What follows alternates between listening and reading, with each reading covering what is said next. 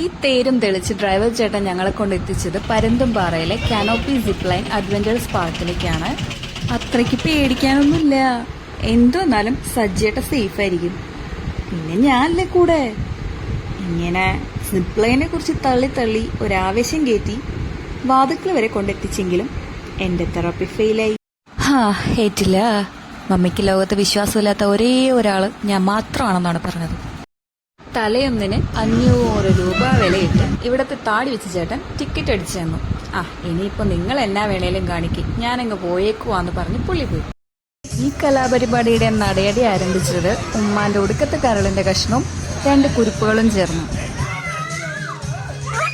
അത് പേടിച്ചിട്ടൊന്നല്ല, പാസഞ്ചേഴ്സിന്റെ ത്രില്ലിന് വേണ്ടി ഇടയ്ക്ക് ഉണ്ടാക്കുന്ന സൗണ്ടാണെന്ന് പറയാൻ ഏൽപ്പിച്ചിട്ടുണ്ട്. കുഞ്ഞിക്കുരുപ്പ് ഉപ്പ്.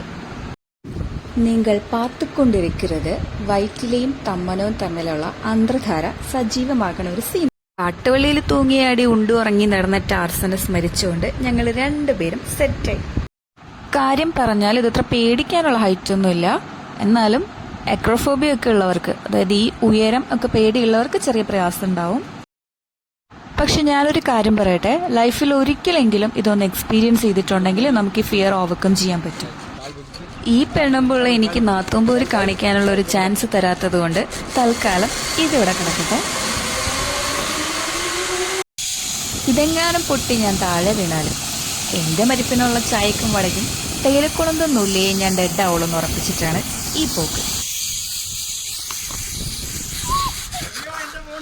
Nothing really good. ഞാൻ എന്റെ കരുത്ത് തെളിയിച്ചു. എന്റെ ബാല്യവും കൗമാരവും യൗവനവും മധ്യവയസ്സും എന്തിന് വാർദ്ധക്യം വരെ പകച്ച് പണ്ടറടങ്ങിയിട്ടാണ് ഞാൻ ഈ വള്ളിന്ന് തുന്നിപ്പോണത്. അതിപ്പോ എന്തിനാന്ന് എന്നോട് ചോദിച്ചാൽ എന്റെ വീട്ടുകാരുടെ മുന്നിലും നിങ്ങളുടെ മുന്നിലും ഞാനൊരു മാസമാണെന്ന് കാണിക്കാനാണ്.